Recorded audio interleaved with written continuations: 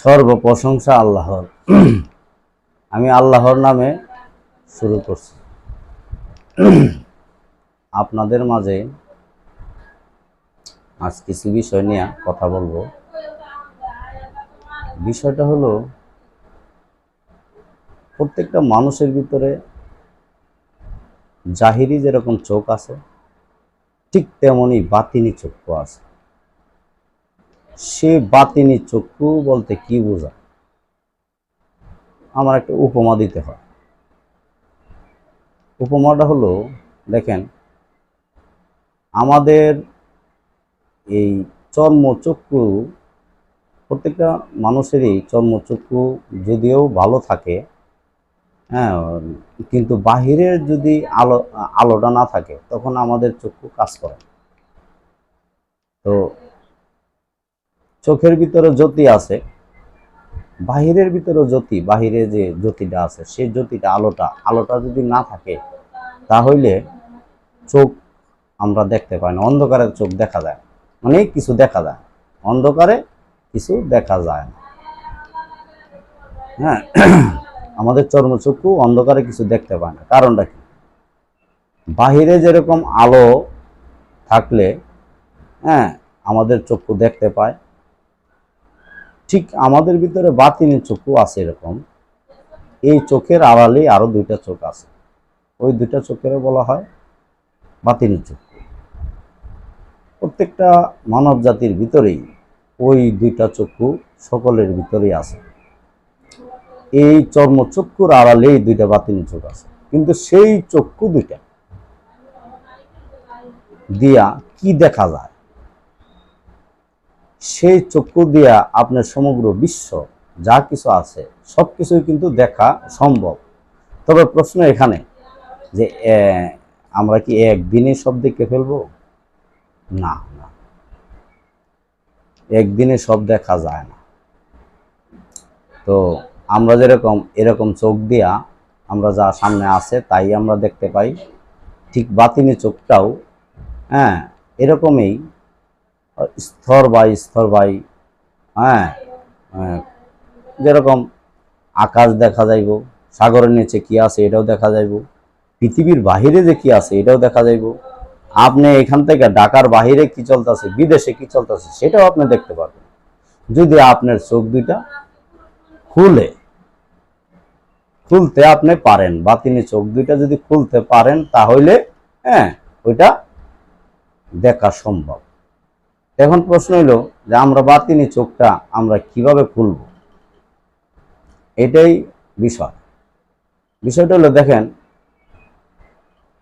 এই চর্মচক্ষু বাহিরের আলো ছাড়া যেহেতু দেখা যায় না, ঠিক তেমনি বাতিনি চক্ষুটাও আমরা যখন চোখ বুঝি তখন দেখি অন্ধকার, এখানে আমরা কিছু দেখতে পাই না, অন্ধকার দেখা যায় না। ঠিক বাতিনি চক্ষুটা তখনই কাজ করব, এখানে আপনার কি করতে হবে? নূরের একটা সাধন আছে, সেই নূরের সাধন করতে হবে। নূরের সাধন যখন করবেন তখন এখানে বাতিনি চক্ষুটা এই নূরের সাধনের ধারাতে বাতিনি চক্ষু দুইটা আপনি খুলবে, তখন এখানে একটা পথ তৈরি হবে। সেটাকে আল্লাহ যেরকম বলছে আর কি, যে নূরের পথ, আমি যাকে ইচ্ছা তাকে আমি নূরের পথ দান করি।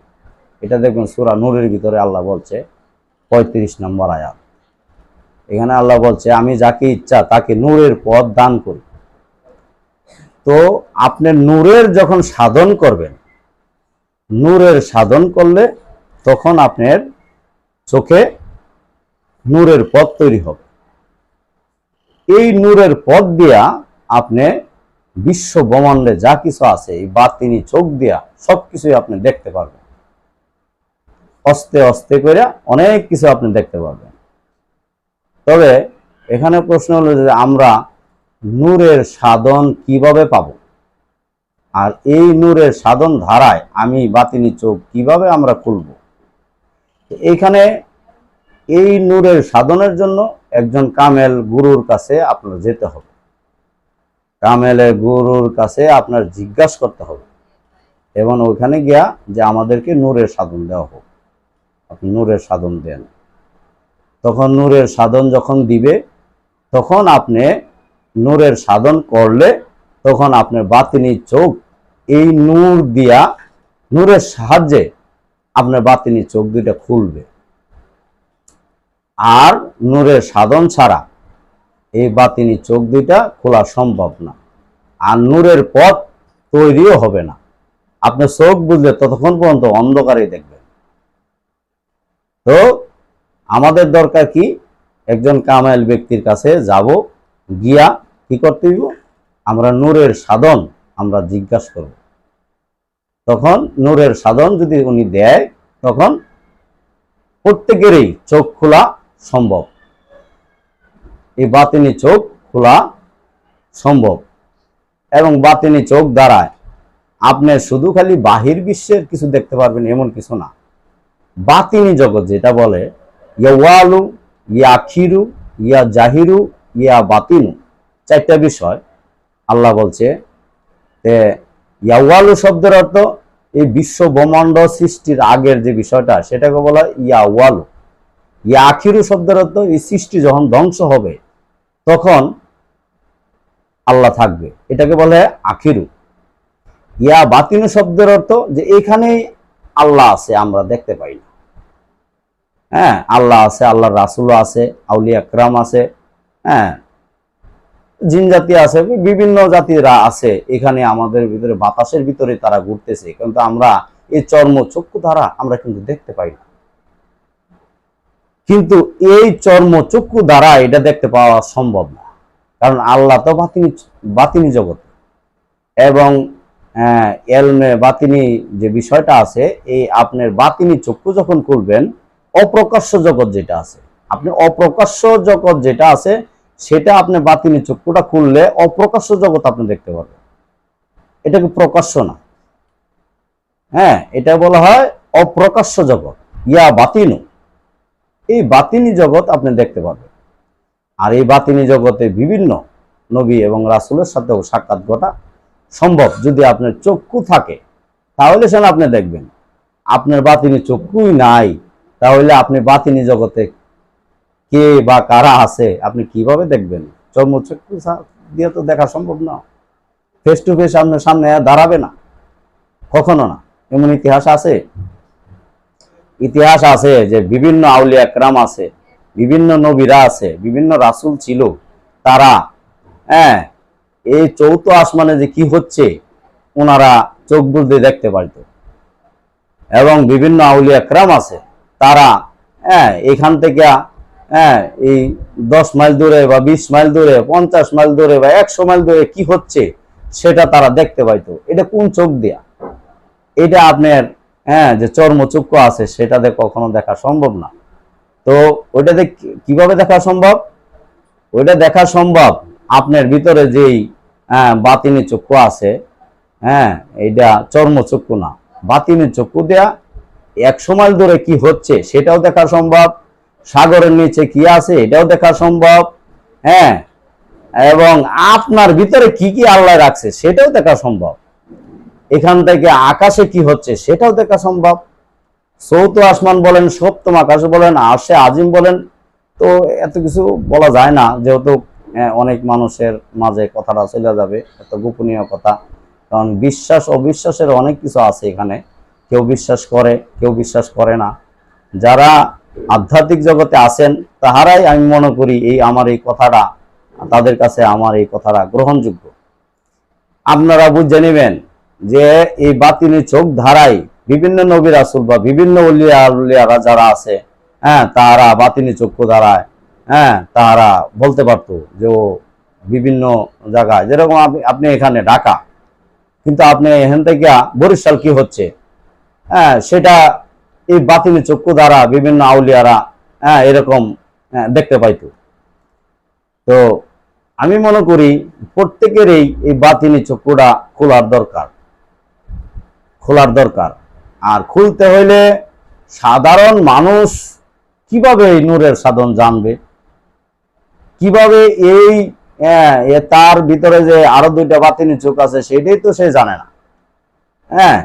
এবং সেটা সে খুঁজবো কিভাবে? খুঁজতে হইলে এবার এটার সন্ধান জানতে হইলে যার চক্ষু দুইটা খোলা সে এটার গোপন ভেদ ভাঙ্গা দিব, যে আমি আমার চক্ষু দুইটা খোলা, আমি যেভাবে খুলছি ঠিক তুমি ওইভাবে খুলতে পারবা। সে জানে, আরেকজনকে সে শিখাইতে পারবে। যে জানে না হ্যাঁ শিখাইবো কিভাবে? হ্যাঁ কখনো শিখানি সম্ভব না। তো যারা আছে এখন বর্তমান যুগে পিরালি করতেছে, আউলিয়া ক্রাম আছে, যদিও সে কামেল হয় অবশ্যই তার এই পথঘাট জানা আছে, সে অবশ্যই এই বাতিনি চোখ তার খোলা, সে অনেক কিছু দেখতে পায়। ঠিক তেমন ভাবে আপনাকে সে যদি এই সাধন দেয়, নূরের সাধন, এটাকে বলা হয় নূরের সাধন, সেই নূরের সাধন যদি দেয় তাহলে আপনার ভিতরে নূরের পথ তৈরি হবে এবং এই চোখের সামনেই নূরের পথ আপনি দেখতে পারবেন। এই নূরের পথ দ্বারায় আপনার সমগ্র সৃষ্টি আপনি দেখা সম্ভব। দেখা সম্ভব। একজন কামেল ব্যক্তির কাছে আপনি অবশ্যই চেষ্টা করবেন, আপনার পীরের কাছে চেষ্টা করবেন এই সাধনটা নিবার জন্য। তবে এখানে প্রশ্ন থাকতে পারে যে তাহলে আপনি তো বলতেছেন, আপনি বইলা দেন না। এখানে এলমে শরীয়ত, এলমে মারিফত বলতে দুইটা বিষয় আছে, ইঙ্গিত করা যায়, এইসব বিষয় ইঙ্গিত করা যায়, কিন্তু এই এত মানুষের পেজে সরাসরি গোপন বেদটা ভাঙ্গা যায় না। ভাঙতে হইলে এটা গোপনে আয়সা নিতে হবে, গোপনে আয়সা নিতে হবে। আপনাকে যে আমি দিব না তা না, আমার জানা আছে বিদায় আমি বলতে পারতেছি, অবশ্যই আপনাকেও দিব, কিন্তু এটা গোপনে নিতে হবে, এত মানুষের পেজে নেওয়া সম্ভব না। অবশ্যই আপনি ঘরে বসে অনেক কিছু দেখতে পারবেন, আপনার ভিতরে কি আছে, বাহিরে কি আছে। এটা কি বলা হয় যে মারিফতি জগৎ, গোপনীয় জগৎ। তো এটুকু কথা রাইখা আমি আজকে সমাপ্তি দিলাম। আল্লাহ হাফেজ।